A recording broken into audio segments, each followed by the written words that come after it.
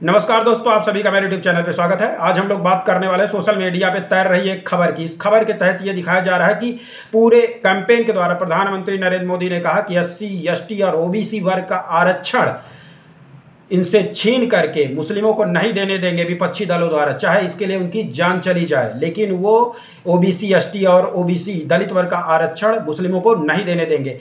अब खबर ये निकल के आ रही है कि इन्हीं के सहयोगी, इन्हीं के जो एनडीए की नई सरकार बनी है, तेलुगु देशम पार्टी के मुखिया अपने राज्य में मुस्लिमों को 4% रिजर्वेशन दे रहे हैं। तो आज इसी मुद्दे पे हम लोग पड़ताल करने वाले हैं। खैर, आंध्र प्रदेश में इन्होंने मुस्लिम आरक्षण की शुरुआत नहीं की है। तेलुगु देशम पार्टी के मुखिया चंद्रबाबू नायडू ने, ये 2 दशक पहले कांग्रेस द्वारा मुस्लिमों को रिजर्वेशन दिया गया था 4%, उसी को कंटिन्यू करने की बात की गई है।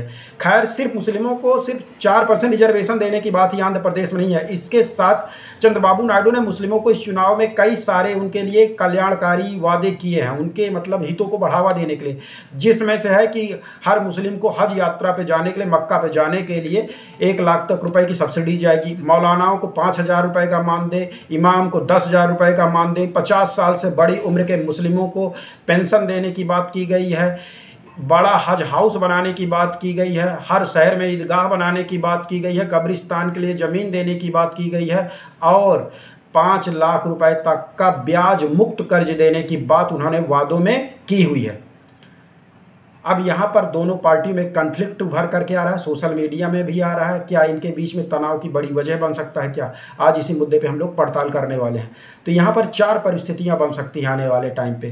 पहला कि भारतीय जनता पार्टी इस मुद्दे पे चुप्पी साधे। पूरे चुनाव अभियान के तहत जो मोदी जी ने मुस्लिम आरक्षण को लेकर कांग्रेस सहित विपक्षी दलों को घेरा है, उनके टारगेट जो थे वो मेन 2 राज्य थे, एक कर्नाटक था, एक बंगाल था। कर्नाटक में सभी मुस्लिमों को ओबीसी आरक्षण दिया जा रहा है, जिसमें सैयद, पठान जैसी उच्च मुस्लिम जातियां भी हैं जो आर्थिक तौर पे संपन्न है। तो उनको प्रधानमंत्री ने टारगेट किया कि पूरे मुस्लिम समाज को कैसे तुम ओबीसी में ला सकते हो, उनके समकक्ष आर्थिक तौर पे। मुसलमानों की कई जातियां जिनको मैंने बताया ये आर्थिक तौर पे बड़ी समृद्ध हैं। दूसरा, कर्नाटक, बंगाल को लेकर उनका टारगेट है। बंगाल सरकार ने अपने राज्य के 93% मुस्लिमों को ओबीसी रिजर्वेशन का लाभ दे दिया है। उनके हिसाब से राज्य की 93% मुस्लिम आबादी जो है वो गरीबी रेखा के दायरे के नीचे आ रही है। खैर, कलकत्ता हाई कोर्ट ने उनको अभी ओबीसी प्रमाण पत्र को फर्जी दे दिया है। उनका एजेंडा आंध्र प्रदेश नहीं था। आंध्र प्रदेश में 2 दशक पहले से रिजर्वेशन चला आ रहा है। अब इस तरीके का रिजर्वेशन तो केंद्र सरकार ने पहले भी, जो मुसलमानों की पिछड़ी जातियां थी उनको पिछड़ी जातियों में सम्मिलित करके उनको रिजर्वेशन की व्यवस्था है, लेकिन ये मात्रा बहुत कम है। उत्तर प्रदेश में भी इस तरीके का मुसलमानों की कुछ जातियां हैं जिनको रिजर्वेशन दिया जा रहा है, इनकी मात्रा बहुत कम है। केशव प्रसाद मौर्य जी से पूछा गया था तो उन्होंने कहा चुनाव बाद इसकी समीक्षा की जाएगी। अब दूसरा तरीका है, दूसरी स्थिति ये बन सकती है कि तेलुगु देशम पार्टी भी इस मुद्दे पे शांत रहे, क्योंकि तेलुगु देशम पार्टी को केंद्र सरकार से बहुत सारे फेवर लेने हैं, विशेष राज्य का दर्जा लेना है, और इन चुनावी वादों को लेके बिना केंद्र की मदद के वो पूरा नहीं कर सकते, जिनके बारे में मैंने बताया। चंद्रबाबू नायडू के बेटे हैं नारा लोकेश, उन्होंने साफ साफ कहा ये तुष्टिकरण के लिए नहीं दिया जा रहा है, ये सारी योजनाएं मुसलमानों के सामाजिक न्याय हेतु ये दिया जा रहा है। पूरे राज्य में आंध्र प्रदेश में मुस्लिमों की जो प्रति व्यक्ति आय है वो सबसे कम है। इसके तहत उनके सामाजिक न्याय को बढ़ावा देने के लिए, उनके आर्थिक उत्थान के लिए, उनके स्थिति को बेहतर करने के लिए दिया जा रहा है। तो दूसरा स्टैंड ये हो गया कि भाई, पहला ये है कि भाजपा भी शांत रहे और गठबंधन चलाने के लिए, और तेलुगु देशम पार्टी भी शांत रहे, दोनों के हित आपस में टकरा रहे। तीसरा तरीका है कि जो इतने सारे मुस्लिमों से वादे के हैं जिनके बारे में मैंने बता दिया है, अब उस स्थिति में ये है कि अब इसको पूरा करने के लिए अब भाजपा इकाई तो इसका विरोध ही करेगी। कब्रिस्तान को दे करके मुस्लिमों को ये पैसे की मदद, ब्याज मुक्त ऋण, अब इसको लेकर के तो भाजपा की जो स्थानीय इकाई आंध्र प्रदेश को विरोध करेगी। तो इसको काउंटर करने के यही हो सकता है कि इसी तरीके का चंद्रबाबू नायडू वादा कुछ हिंदुओं के लिए कर दें। अब चौथा स्थिति ये है कि ये तब तक वेट करें जब तक गठबंधन की सरकार ना बन जाए। जैसे ही गठबंधन की सरकार, जब तक इनका गठबंधन ना टूटे, जब इनका गठबंधन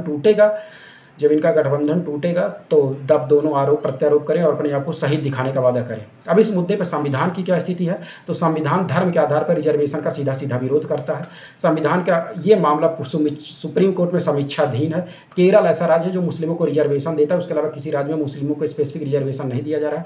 पूरा रिजर्वेशन का इशू सुप्रीम कोर्ट में विचाराधीन है। अनुच्छेद कहता है सभी नागरिक कानून के समक्ष समान होंगे, तो कोई विशेष रिजर्वेशन किसी को नहीं दिया जाएगा। अनुच्छेद 15 जो है व्यक्ति, स्थान, धर्म, जन स्थान, भाषा के आधार पर रिजर्वेशन देने का साफ साफ विरोध करता है। तो धार्मिक आधार पर रिजर्वेशन का सीधा विरोध यहाँ पे किया गया। अनुच्छेद 16 अवसर की समानता की बात करता है।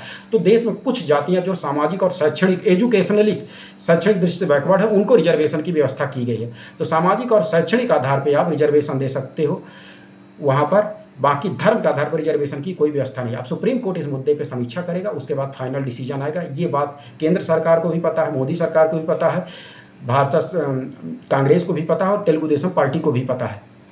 तो इस मुद्दे पे जो है अभी सभी को थोड़ा सा संयम बरतना होगा। कमेंट के माध्यम से आप भी अपनी राय जरूर रखें। चैनल को सब्सक्राइब कर दें अगर इस चैनल का राजनीतिक विमर्श आपको अच्छा लग रहा हो। वीडियो को लाइक और शेयर अवश्य कर दें। बहुत बहुत धन्यवाद।